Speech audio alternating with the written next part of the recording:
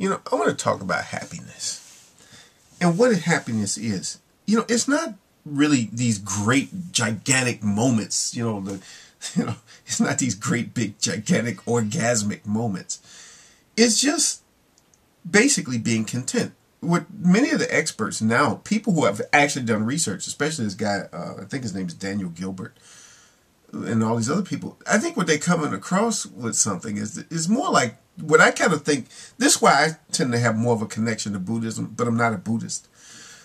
Is this the whole notion of being content? Happiness, real happiness, is just simply contentment with life.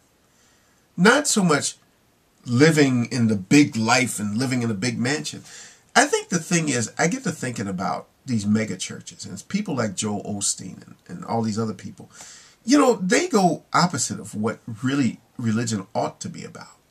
It ought to be, and I'm going to throw in an ought. Can I keep thinking? I thought about David Hume's is an ought issue. The way things are and the way things ought to be. That all these religious people, and a lot of religious people I know who don't even go to mega churches, but they all seem to think the same way. They think they're entitled to a lot of things that they're not entitled to. They feel like they're entitled to stuff. I used to have a coworker once who felt that she should have the best of everything because the Lord, gave it to her or something or whatever. Like gave her special permission to just basically do anything she wanted to. And I think that that's what people think that being happy is. And when you go to heaven, when you die and you go to heaven, there's going to be nothing but just everything's going to be so wonderful and happy and happy. I don't know what's going to happen when you die. I'm content with the fact that it's all a mystery to me. I've said before, I do believe in God. I'm not an atheist. But, you know what? I understand that a lot of the things in this world are mysteries. There are a lot of things we just don't know. And I'm okay with that. I'm okay with not knowing everything. I'm not trying to know everything.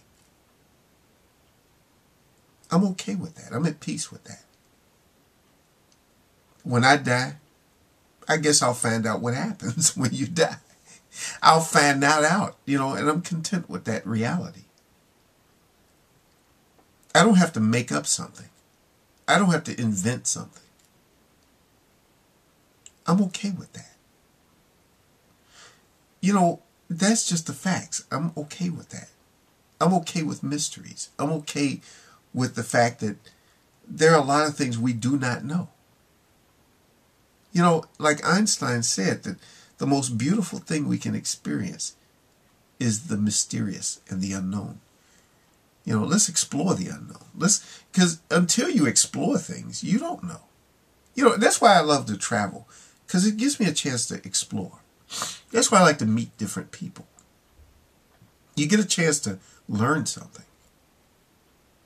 Learn things. Explore. That's what I love to do. I think that you can believe in God and at the same time be open to mysteries and not be afraid. Be willing to explore the unknown. Be willing to get out there and learn something. That's all I have to say. I don't really have anything very deeply profound to say. I just had to say that. Explore the unknown for real. Get out there and learn something. Don't just think you know everything. I think that's the problem I found with a lot of religious people, is they think they know things and they think they're entitled to things. There's two things, the two biggest problems. You think you know everything and you think you're entitled to things. And there's two things that you don't have. Get out there and learn something. Just like, again, I'm always quoting Einstein, something Einstein once said to somebody. Some person was walking around pretending that they knew everything. And he said, before you start teaching people, learn something first, okay? That's the thing.